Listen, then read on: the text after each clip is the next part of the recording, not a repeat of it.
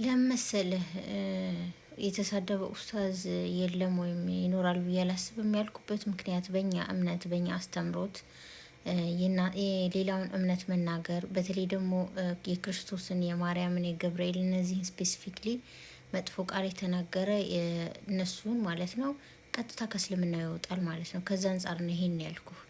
ግን እንደዚህ በመረጃ አሁን ምሳሌ እከሌ ይሄን ብሎ ተሳድቧል አስቀይሟል ሚል ካለ በመረጃ ብትከሱ እኛ ከጎናችሁ ነን፣ ከመረጃ ጋር የተያያዘ ማለት ነው።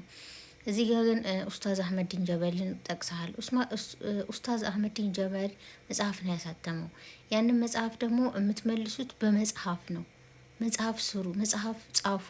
ለአህመዲን ጀበር መልስ ብላችሁ እሱ እንደዚህ አንቀጽ ብሎ እንደ ጻፈ ልክ እናንተም ደግሞ እንደዚህ አንቀጽ በመረጃ በማስረጃ እውነት ላይ መሰረት አድርጋችሁ መጽሐፍ ነው። ያ ነው መልስ የሚሆነው፣ ያ ነው ፕሮፌሽናል የሚሆነው ማለት ነው።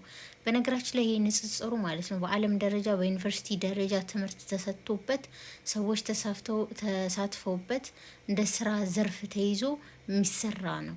ግን ጩኸት አንሰማም። በሌላው ሀገር ማለት ነው። በእኛ ሀገር ጩኸት አለ ስላልተለመደ ነው።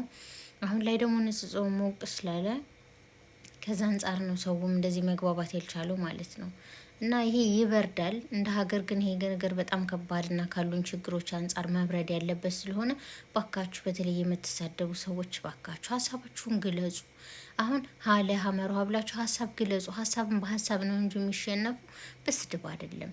ስድብ ስነ ምግባር በቃ ያሳጣል። ጥሩ አይደለም። ለምትጽፏት እያንዳንዷ ነገር ደግሞ ተጠያቂ ናችሁ። ስለዚህ ረፉ ባካችሁን፣ አትሳደቡ።